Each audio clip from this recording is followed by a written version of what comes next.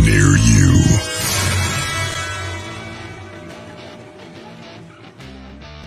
Well, there's Julianne with Rosemary and Gary Spice. We got prospecting. Are you out there looking for gold there? Hey, Rosemary, Kathy A, Denise.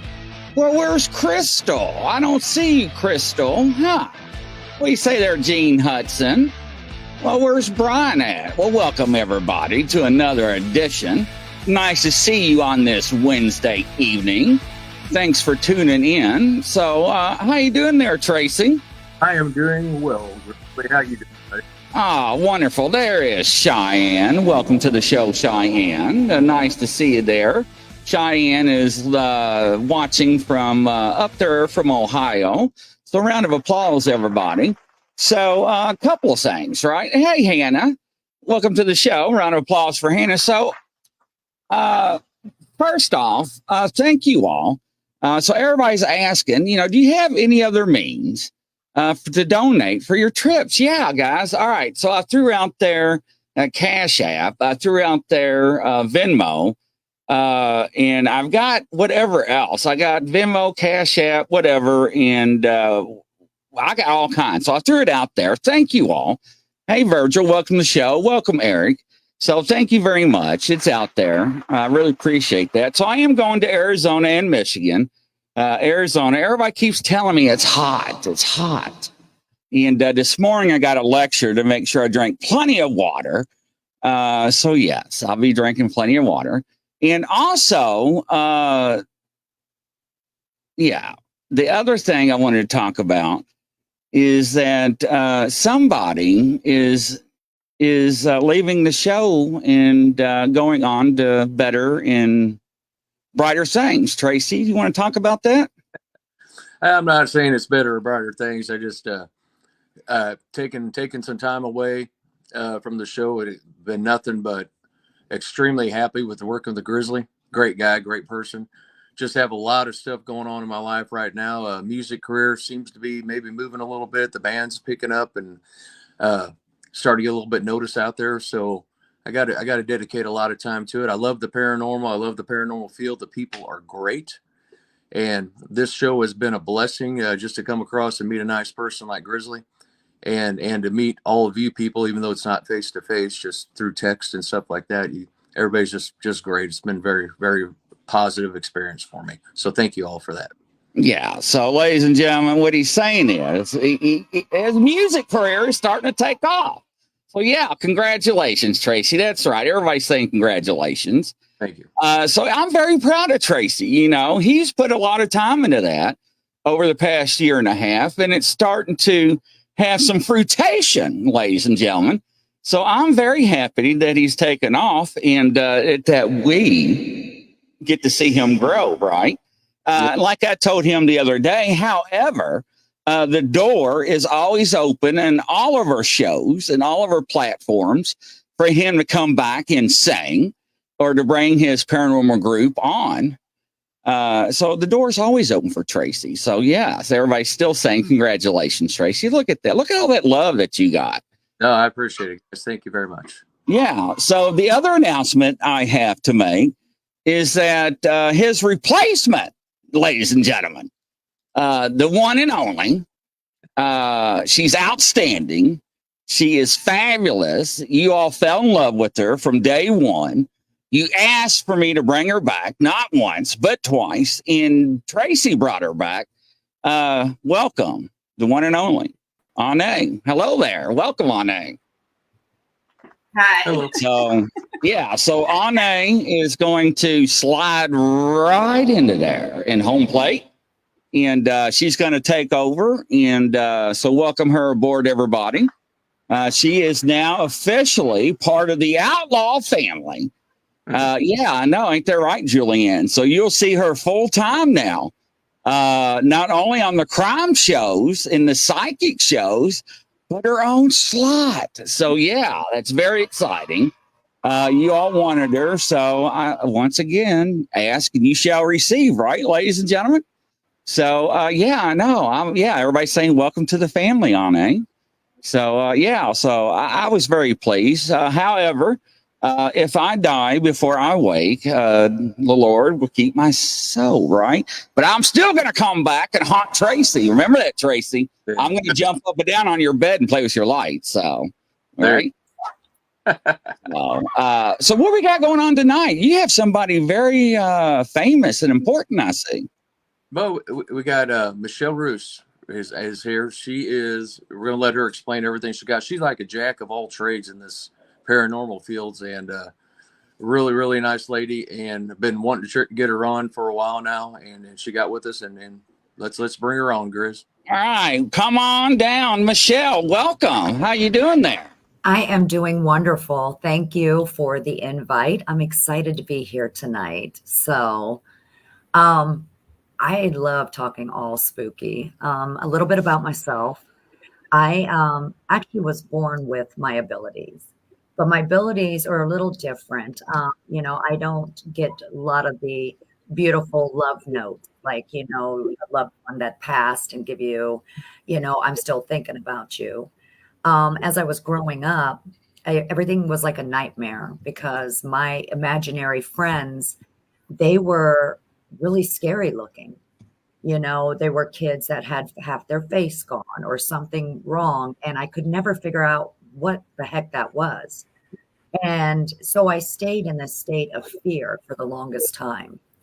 I started to really, as I got older, try to figure out, why am I seeing them this way? Why won't they leave me alone? And always hearing, tell our story. And so as I started going on my own journey, I noticed that, okay, wait a minute. I am not supposed to be speaking for the living. I'm not supposed to give you guys those love notes of telling you that grandma still loves you and she misses you. I was actually supposed to be talking for spirit and spirit alone, and give them a voice of the ones that never had a voice in life. So as I started tapping into that kind of stuff, I noticed it was easier for me to kind of navigate my own life instead of getting bombarded by a horror flick every 5 minutes. So I started going down that rabbit hole, and I'm like, well, there's more that I need to do. And I just had this nagging feeling. So I went on and started studying and became a demonologist and also an exorcist. And so I do a lot of work with the churches. I also work with law enforcement because I let them know the grisly, no pun intended, things happen. And that's how I kind of navigate. So like when I go to a location, everybody talks about love and light. Yes, we have love and light, but we also have a dark side. And the dark side is what was going on with them in life. And so you have to have that balance. But if you notice, a lot of places we go, everybody wants to keep that part covered up. And so it becomes a thing where I start speaking for those. I mean, if you go to a sanitarium or something like that, or a hospital, those people that lived in those time eras, they actually were not treated the greatest. So they did have sorrow, they had depression, they had anger. And that's kind of the stuff that they tell me. And so I just kind of open up a new history book, if you would like to call that, to what was the ugly side of that time, and try to give them that voice that they need.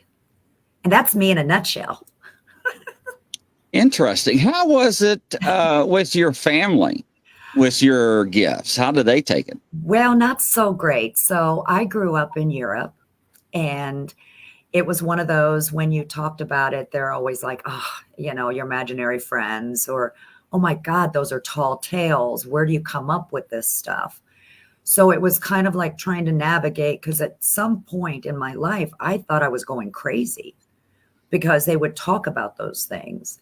I remember going in Germany, I would always go to the corner to get my Oma fresh bread and stuff for lunches. And I'd always see the same car come up to me and always trying to get me into the car. And there was always this little blonde girl in the back seat staring at me, shaking her head no. And I wasn't sure what that meant. To me, when I see these things, I see them like I see you guys, real time. It's not pictures. It's not just an automatic something coming out. It's I'm talking physically to them. And I went running home telling them this guy was trying to get me in the car. I was able to explain the car, what the little girl looked like, what he looked like. They brought the police and everything and kept telling me I was telling a fib, telling a fib. And I knew I wasn't. Well, then found out years later, I described everything to a T, but that guy, he had passed away and they never found that little girl. And so when I was describing, they could not kind of put that together of like, why was I seeing it? But I could hear the motor of the car. I could feel him trying to pull me in. So it was really hard as a kid because we just weren't allowed to talk about that kind of stuff. Now, who in your family had the abilities above you? I believe because I think it was my Oma, because after my Opa passed away, I would hear her talking to someone like my Opa, and she would dance in the kitchen like she was dancing with him. And every time I seen her, she would always go, shh. And so I think it was one of those that we just did not talk about it. That makes sense. Okay, thank you. Because I saw somebody above you. That's why I was asking. Okay. Yeah. Interesting. So, Tracy's fascinated with this subject, aren't you, Tracy? it's all everything in the paranormal field is interesting. We've been doing this for over a year, and it's amazing to me the different things that you hear from everybody. If you're an outsider coming in to watch the show, you're like, holy cow, what are they talking about? I've learned so much over the past, over a year from different people. One thing I'm interested in is you have a degree in spiritual warfare and paranormal ministry. Yes. Can you explain the spiritual warfare? I'm sure people will be interested because I think I know what it means, but Well, that goes along really with demonology. It's kind of more of the textbook of what you're being taught of, being a demonologist. The spiritual warfare is something we're already in. It's, good against evil. And it's kind of how would you say, like a map of trying to help you navigate through that. How do you work through it? What do you do to, put the scales higher for good than, the evil? This is something they've taught like in churches and different places too. And everybody has kind of their own way of knowing what spiritual warfare is. But it's something we have been through decades and decades. I think we'll constantly, but again, it's just kind of more of teaching that style of putting it into the paranormal, because if we're talking about spiritual warfare, we are talking about the spiritual side, not the living side. Paranormal Pixie, for our audio listeners at iHeartRadio, wants to know, how do you get a degree in that, ma'am? Well, actually, I had worked with some of the churches, and I went through their seminary to get that degree. Awesome. Thank you. Yeah, it's just like I've been in the paranormal field for like 6 or 7 years. Prior to that, you always have different experiences. But one thing I'd never really thought about, when you sent me your bio, I was like, man, that's very interesting, because you've done a lot of things. You studied a lot. You've been involved for years. Exorcist, exorcist, everything that always pops out to everybody. Demonologist and exorcist. Are you allowed to talk about any of your experiences with either one of those? I can, to a point. Now, let me make sure I clear something up. Doing an exorcism or anything like that, that is not something that is a daily thing. Yeah. When you're going through those kind of things, there is a lot that you have to go through, especially when it comes to medical research and things like that. So because of it being on that borderline of mental health, not everybody gets exercise. So there is more of the background of more of the counseling and different things before it actually becomes one of those. And the hard thing about it is because it's such a borderline of the mental health status, you have to be careful to know which way to go. Do they need to end up doing, more on the medical side? Is it a spiritual conflict in between? Sometimes it's both. And so trying to navigate through that is the biggest deal.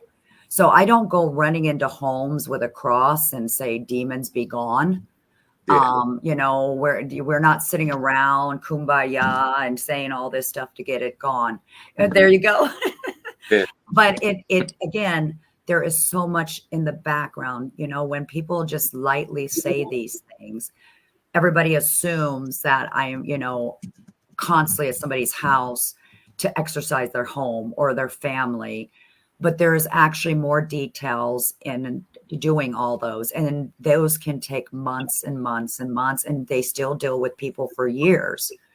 It is really easy for people to blame everything on the devil. I mean, it's an easy way out there. Nothing makes sense to me. So I must be getting possessed, or I must be doing this. Yeah. And to try to navigate that person to actually look at themselves and see where it started, what's going on, and then, walking them through those stages to help them help themselves. No, that's the perfect answer, right? So I'm a member of a group that does that as well, the case by case basis, and the mental thing is the big thing, right? I mean, you got to make sure that, is it alcohol related? Is there drugs related? But the mental stuff's a big thing as well, and I agree 100% with you on that. And so, speaking of that, the exorcist part, I'm just curious, right? And we have had a few people on talk about it, so I kind of like to compare in my mind. If you're allowed to mention anything, was there anything that just kind of scared you with that so much you're like, hey, maybe I need to stop doing this? Absolutely. So we were on a case, and it was a teen. And we did know some of the medication that person was on did also kind of help do self-manifestation of what was coming. Now, you got to remember, when we try to manifest something, our brains are so strong that we start manifesting our own demons. And sometimes that means if you're severely depressed, you can actually manifest a demon that will oppress you.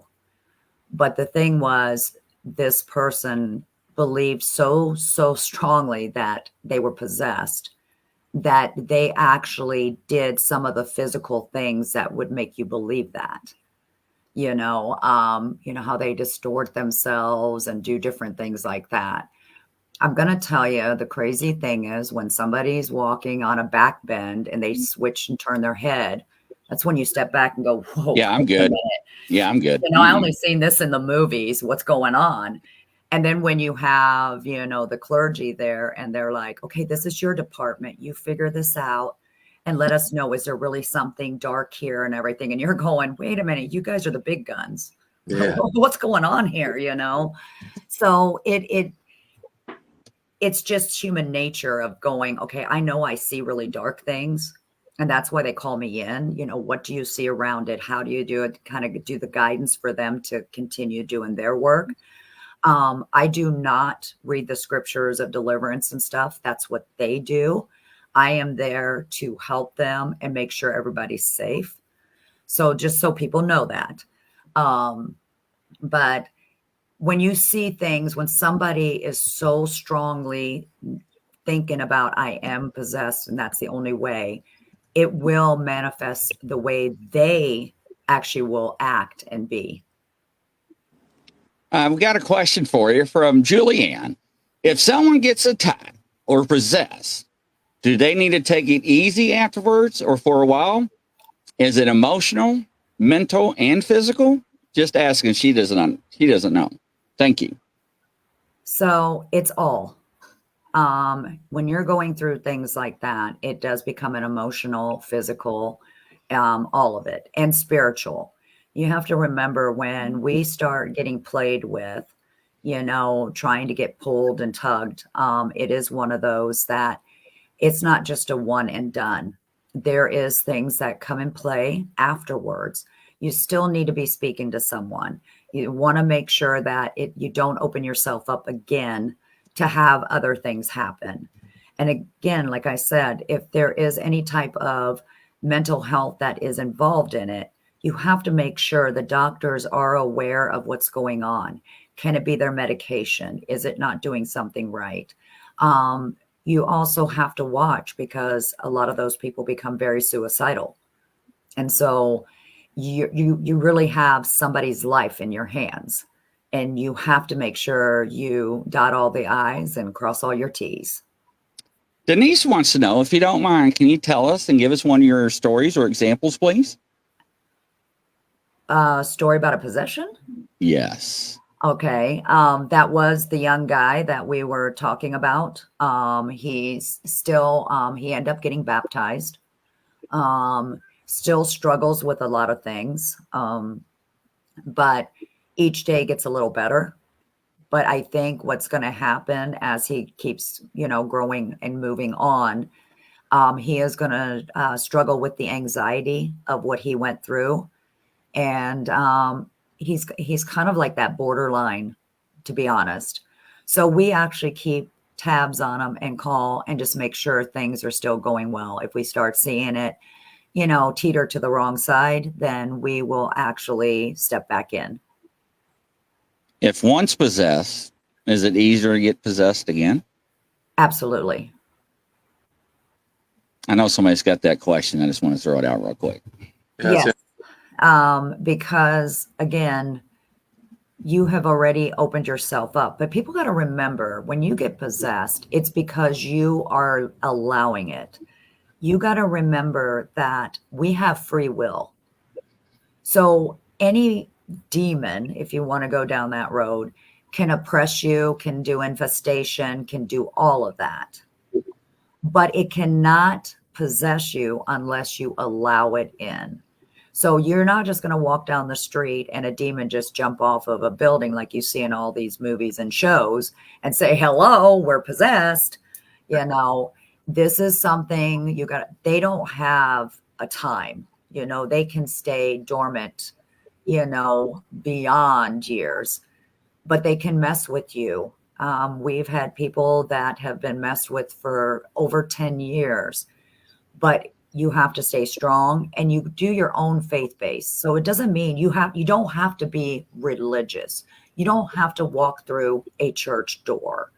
And that's what people also, think, because of exorcists or demonologists, everything is all, you have to be part of the church. That's not what it is.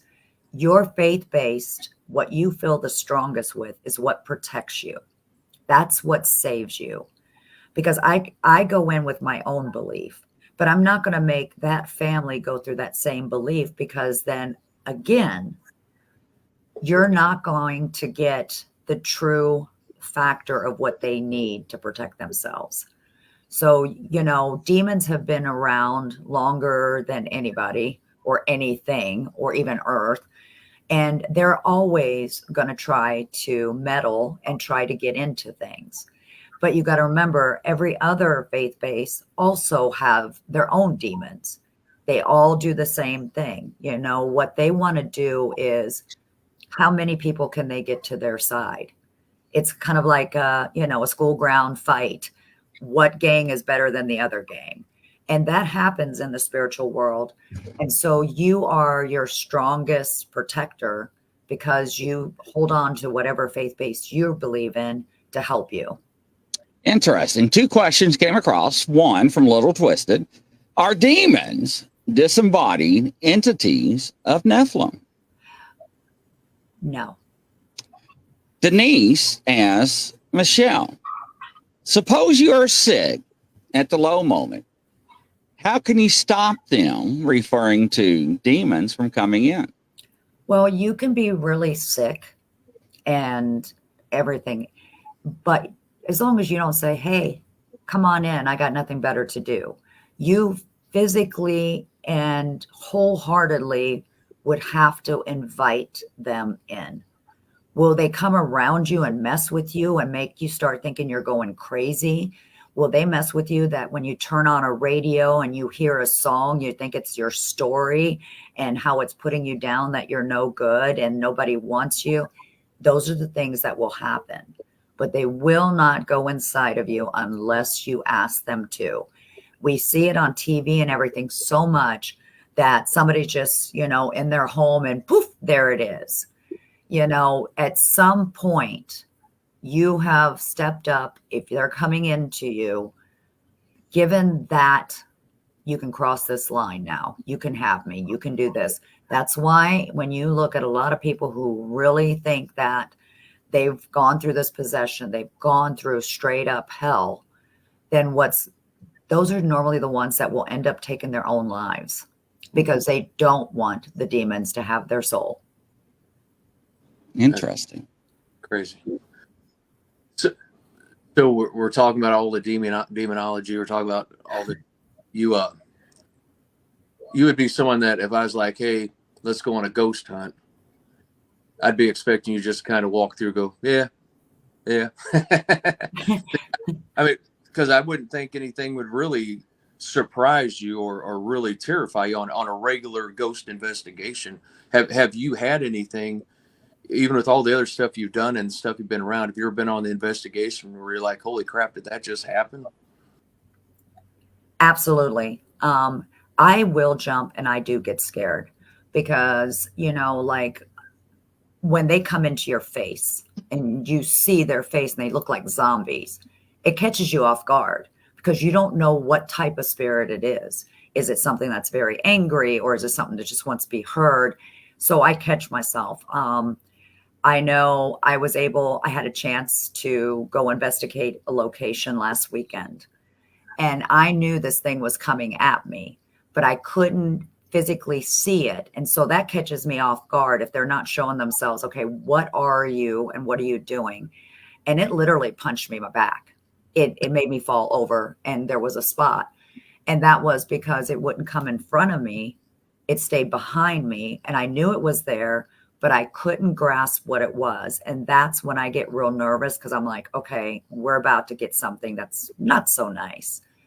And those are the times that it just terrifies me. Can I show you something that somebody does on social media that just drives me nuts? And I went face to face with them one night. Sure. Ladies and gentlemen, watch what this guy does. And action.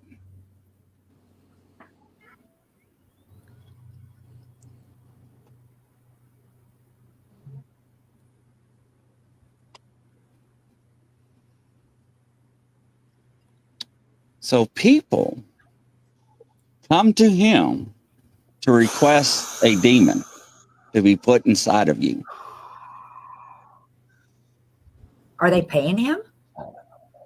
Some give him money. Okay. What's up, brother? And I felt that in my chest. Yeah, that's one of my favorites. When they feel it in the chest, that's a good one. Yeah, that's a powerful demon. Yeah, I wouldn't be surprised if it brought the whole house down. Whole house? No, the whole house. But I hope it does. I appreciate it. I hope so. I want to hear about it. I'll see you soon, brother. You have a great day. You too.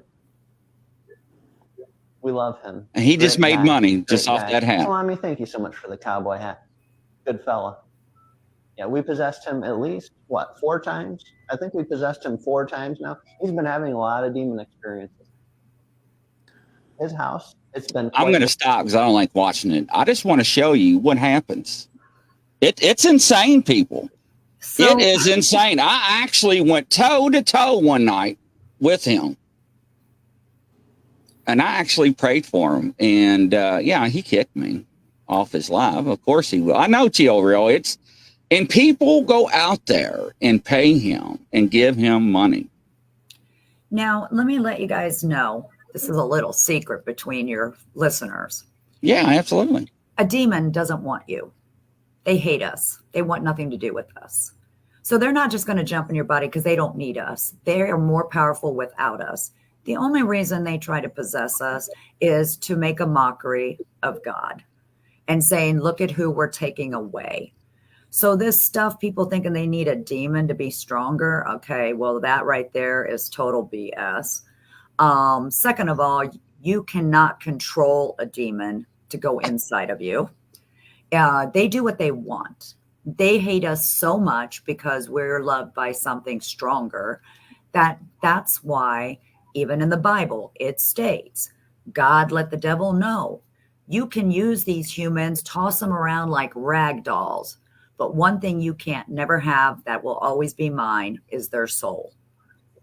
So what do you think that was? Game on. Not here. I'm in the wrong business. That's all I got to say. On Nane, we discussed this the other night. I'm like, yeah. Anyways, but anyway, yeah. But one night you had over like 20. Go ahead.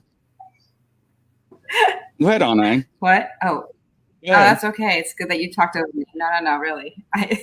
Because one night he had like 2,700 people, and they were like, girls were begging. I mean, sending like $20 at a time to them. And yeah, it was just, I just wanted to see your reaction on that. So, well, here's the crazy thing. There's another guy out there, and I don't know who he is, but I had a case call me, and he said he was struggling to find out where does he belong spiritually. He felt empty. So this guy told him that he could help him and that he was going to send him some stuff. And this guy's across the pond, I guess.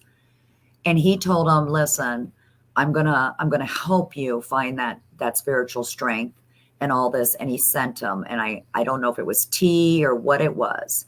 The guy ended up, I don't know if it's ayahuasca, what it was, but the guy said he ended up drinking it, sent a lot of money to it, wasn't sure what was going on. And then he noticed the guy when he was on the phone, because he had to do it with this guy on the phone. The guy started doing hand gestures and pushing things. He goes, I think he pushed something in me. Now, I will tell you guys, the guy did have an extreme attachment of something really dark and evil. It wasn't a demon, but it was just something dark that he opened himself up and invited in. And again, when you invite something in, it's hard for a lot of people. If they say, oh, I can get everything out of you, I'm going to tell you, I can actually sell you some property real cheap. Because when you invite something in, it will take everything and anything to get something out, because you have to yourself expel it. And so this guy's making money doing the same type of stuff. I'm going to give you this courage. I'm going to put something in you. And I've been trying to work with this guy. I actually had the deacons come with me, and I wanted to see how he acted. So I gave him a rosary, and he touched it, and we all sat there, and his eyes turned completely black. And then he stuck it in the pouch and just held it, and then came back and said, I don't think I'm going to need your help, because he was getting Reiki. He was getting cord cutting. And he goes, the more he did all of that, the worse it was getting. So. Interesting. So people do fall for that. Very much so. So you just brought up attachment. So with your experience, and you've been doing this for a while, and you're involved heavily, have you had the attachment yet? Has anything attached to you? Luckily, not yet. And I'm going to keep it that way. So like my home is my sanctuary. I've got it like Fort Knox. I really take good care of myself. If I do feel anything then I go and start taking care of myself. It does pull on me. Now, I'm pretty sure that Ane has seen what might be standing behind me. That is my guide, and he probably is about 7-8 foot tall. Looks like a very old monk. He shows himself a lot, and but that's the only thing that follows me. He's not attached, but he follows me and he pops up at the strangest times, especially when I'm doing shows. People that'll be watching, you'll be, hey, what's that standing behind you? And I'm like, yo, that's my bro. He's got back. So, Anne, do you see that behind her? Oh, I Bluetooth disconnected. Bluetooth connected. What was that? What was that? Did you hear that? Yeah, I heard that. Did you hear that? Yeah, I Isn't heard. that weird? I heard something. Look, I already got activity in my studio. My light done turned off earlier. So please don't let me start squirting holy water everywhere during the live. It sounded like somebody was getting directions from Siri. I don't have Siri. Heard. Not in the studio. I don't, and I don't have Twisted Siri heard either. it. Okay. Studio audience heard it too. Yeah, they heard it. Yeah. All right. Weird stuff happens to me when I'm around electronics. But yes, I've actually been seeing 3 things around you, actually even 4. So, because the little one right down there on your, I think it's your left side. Well, I'm looking at you, so it's on the left. But it's like kind of like peeking up and like jumping up and down because it wants to be seen. But you have 3 larger ones for sure, and then you have this little tiny one, which kind of almost like if you're going to explain, it's kind of almost childlike, but it's not a child. So you've got several around you, and you definitely have, your relatives and your angels around you because they're showing me wings. And so, yeah, I've been seeing them. But that one little one, I don't know where or how you got that one around you, but that is adorable. And it's not even like, it's almost, it's kind of giving me, and I say he, but because I'm feeling it's a masculine energy, but kind of almost like fairy or fae kind of energy, or gnome, or like that kind of thing. Yes, that's what they're kind of making me feel. So yeah, and it's not the only one. So they when you need them, they are there for you. So it's like a whole team of them for you. But that's like the one who's like the most connected to you, almost kind of like took you on as like their project in a sense, like they're your guardian in a sense, and they took on that role. So, but you've also helped them in many ways. So, and that's why they're just kind of like, they're feeling that tight connection with you. But yeah, you have 3 others behind you, and you do have a very tall one. But and then there's 3 tall ones, but there's one that's very tall. Yes. But and then one has, I don't know if you know this or if I'm just seeing this, but one has red eyes and one has yellow eyes. So I don't know what that necessarily means. But if you understand it, then that's great. Yes. So they show themselves in different ways, always with a hooded thing. But a lot of times when I'm talking on here, you'll start seeing it gets fuzzy and stuff like that. And then you can see them really coming over. But for you to get the little one, girl, you are good, because nobody ever gets the little one. You were the first. Oh my gosh, that was like the most obvious ones for me. I don't know. So the others were like the red-eyed one is like, he's more quiet, silent. The red-eyed or the yellow-eyed one, it's more like a glowing in the dark kind of thing. And that one is the one that you actually see standing by your bed mostly. And it's actually, he carries a sword when you're on investigations and things, that he feels like he's the one, the knight. My warrior. I feel like he's showing me a sword. Mm-hmm. Yeah. So, but the red-eyed one, he's showing me more. He's more mental, as far as like mental protection and things like that for you. And so he's just kind of like, he projects for you. But I don't know who that was that just spoke through whatever we heard. That was like creepy, but everybody in the audience is like, we don't see Jack. No, good job. Yeah, no, that is awesome. Like I said, randomly I'll hear it, but no one's ever talked about the little guy. The one you're talking about, the eyes. When we go on investigations, when you do a paranormal investigation, we sleep in horrible places, and we always end up in rooms together or whatever with our cots or whatever we have. And there's been many times they've woken up like freaked out because this thing is hovering over me, like just watching me. And I feel really protected, almost like, nobody can mess with me because I think, Anna, you would understand when we're in our sleep state, no matter what we do, we will project everywhere and we can become targets. And that's one thing I did learn. And I don't care how much protection I put around me, around my bed, it just happens. And those are our weakest points to get whatever wants to come and get us. And I think, Ani, you would probably agree with that. So when they say they see him over me, I feel like that's what he's doing. Like, hey, Michelle, stop it. Stay down there, so I'm not traveling all over the place. Yep. Yeah, a lot of my memories are of me looking down at myself. So it's almost like a self-protection kind of mode. So yeah, we do It's leave, important. especially when we're sleeping. It's astral traveling and leaving our bodies and vulnerable. And that's where they're guarding us. Yeah. Oh, that's awesome. That's cool. He's adorable, though, this little guy. Oh my gosh, he's just so adorable. He's like waving at everybody. So I'm like, this is cute.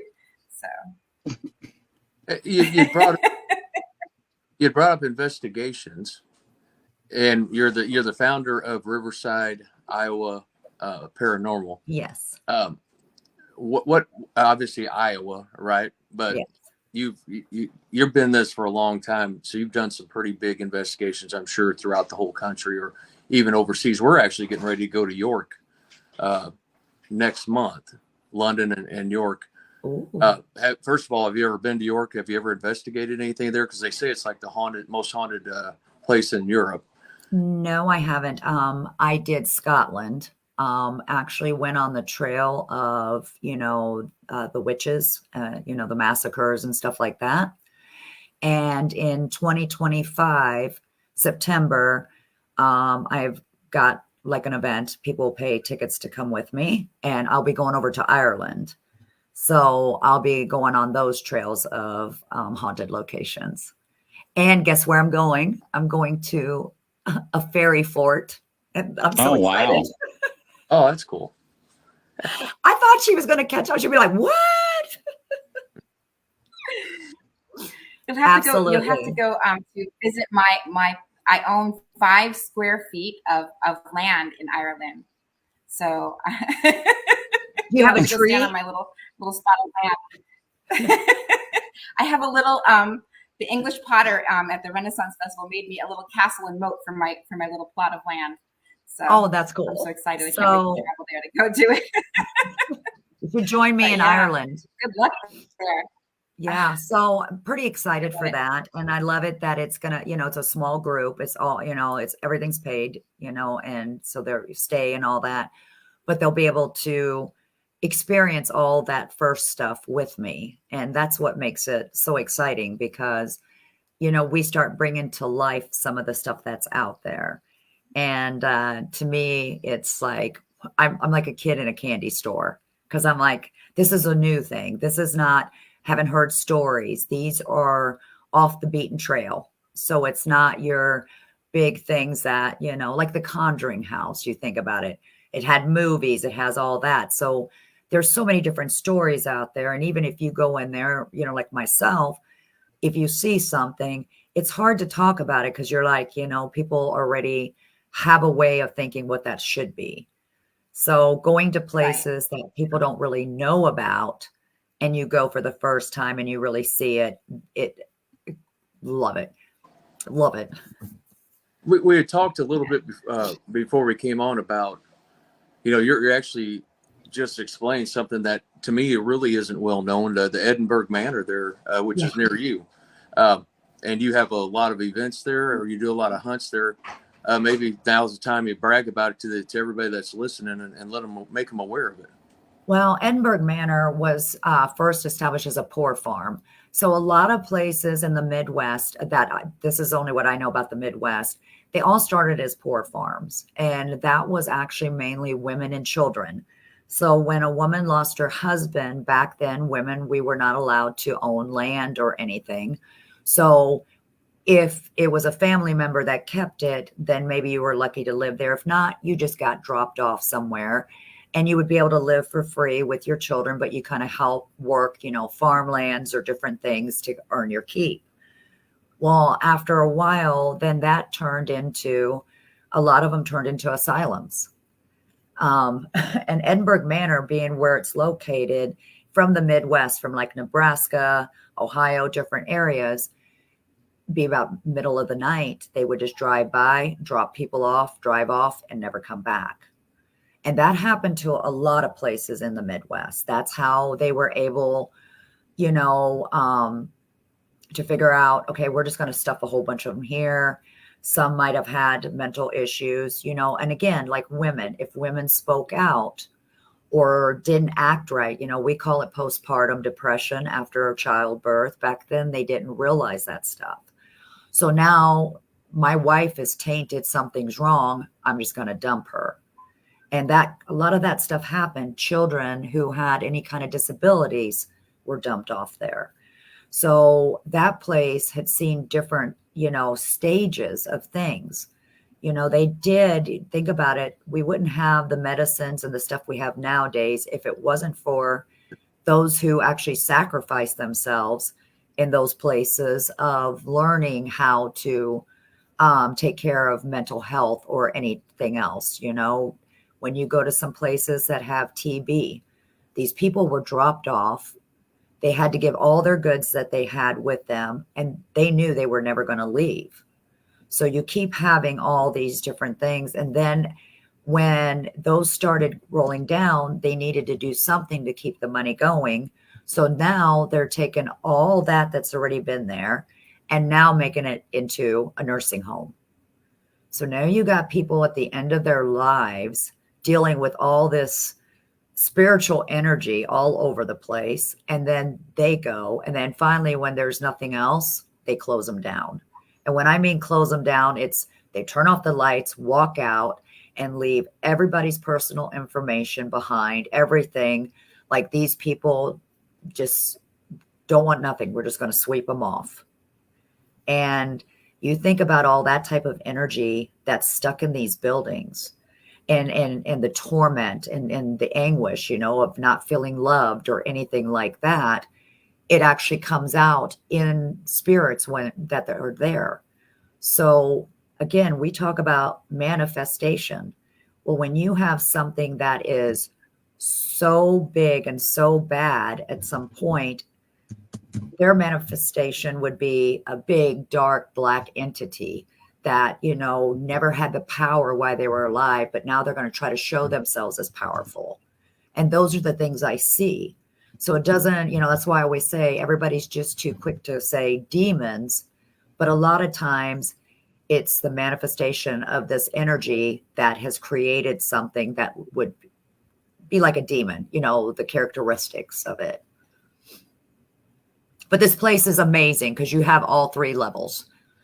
And they got to the point where people were dying so fast that they were just getting buried all over the grounds.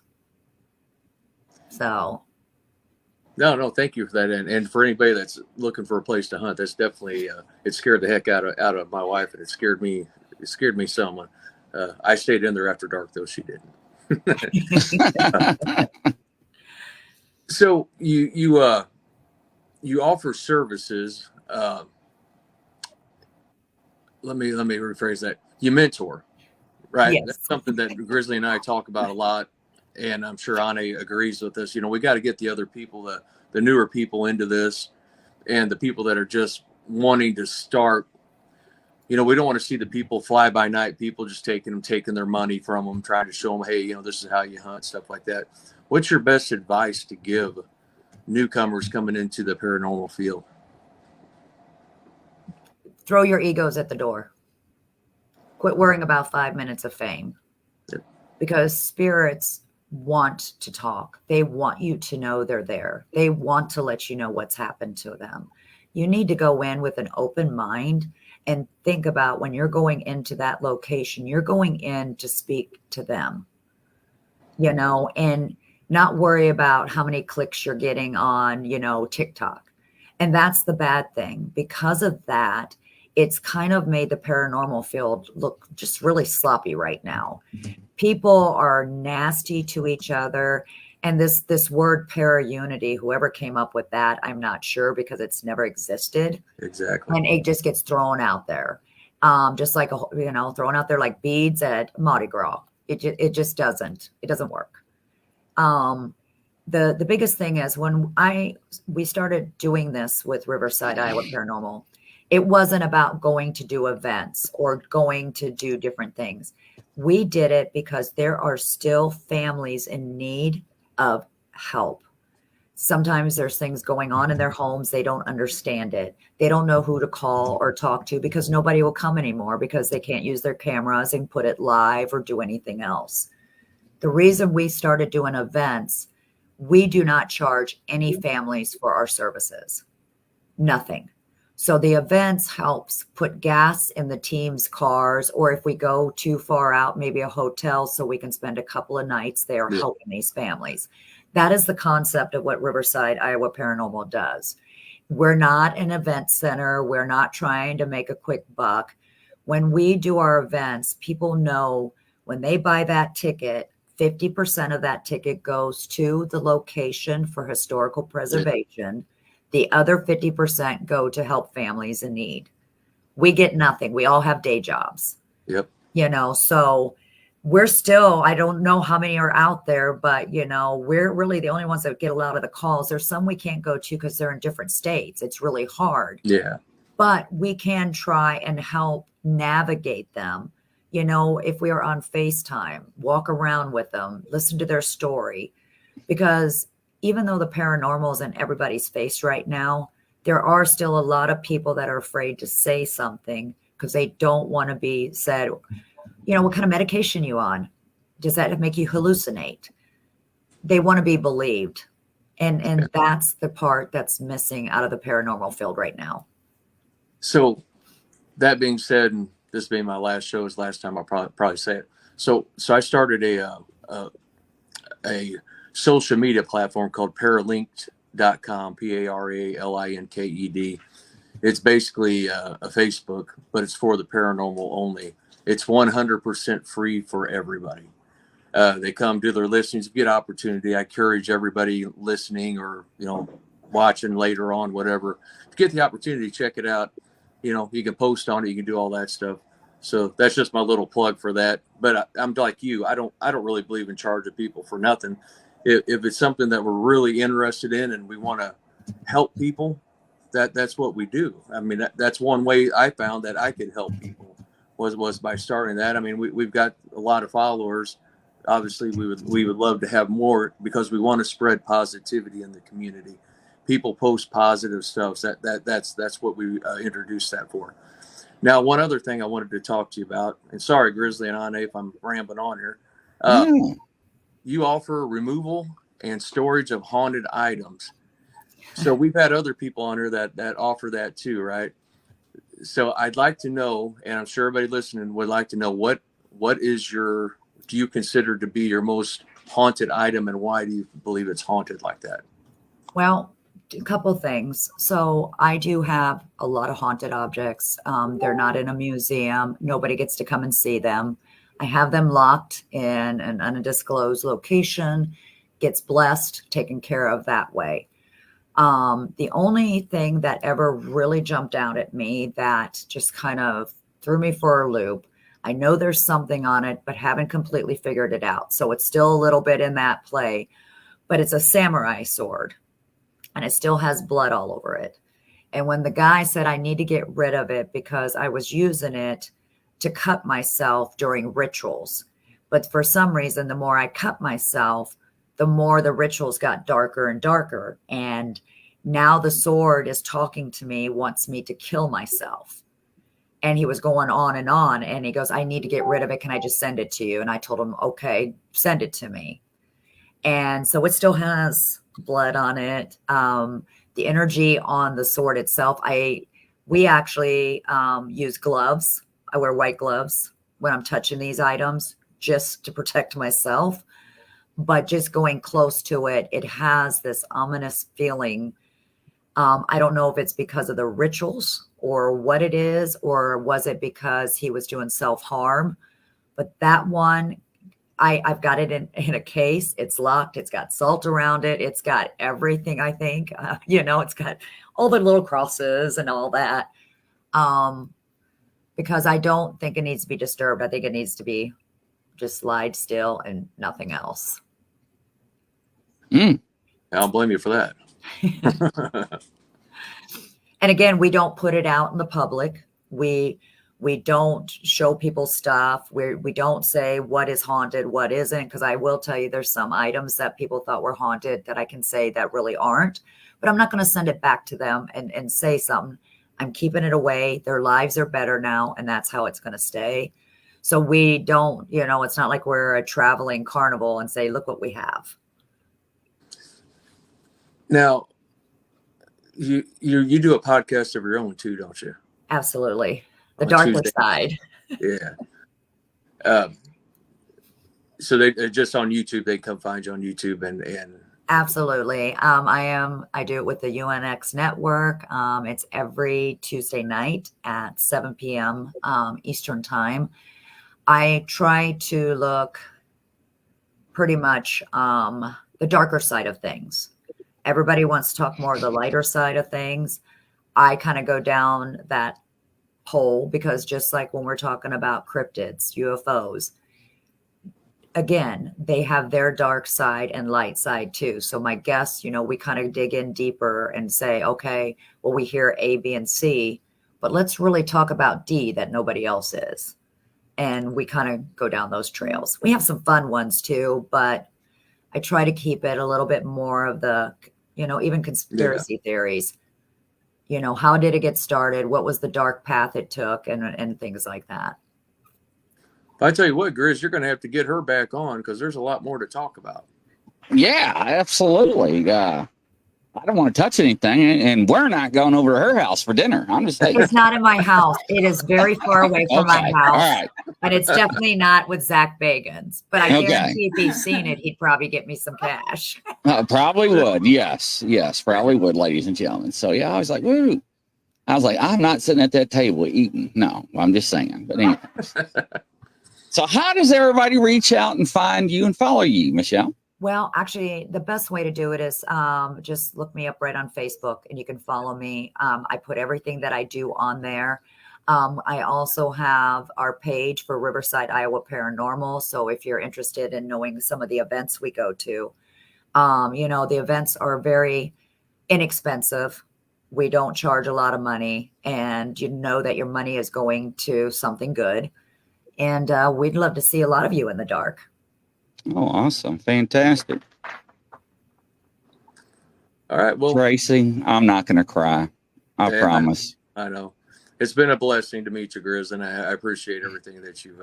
Yeah, the door's always open, right? You're going to come back. You're going to say, Anna's got her own show now, so she's part of the Outlaw Gang. So, right? So, yes, absolutely. No, definitely, man. I definitely will be back on. And Michelle, thank you so much for taking the time out of your day to come do this with us. Thank you guys for having me. Hopefully I wasn't too boring. No, everybody loved you, and we definitely got to have you back at the right on it. Yes, definitely. Yes. That was really and I was like trying to think of questions, but you just kept answering them, and it's like, oh my gosh, I was just fascinated by your story. Just kept going and flowing so well. I'm just like, oh, okay, I'm just enjoying this. Yeah. I was going to be on live. Yes, and thank you. And from coast to coast around the world, don't forget, we got another show coming up, 9 p.m. Eastern time. Tune in. Barbara's got a surprise for us. Thank you.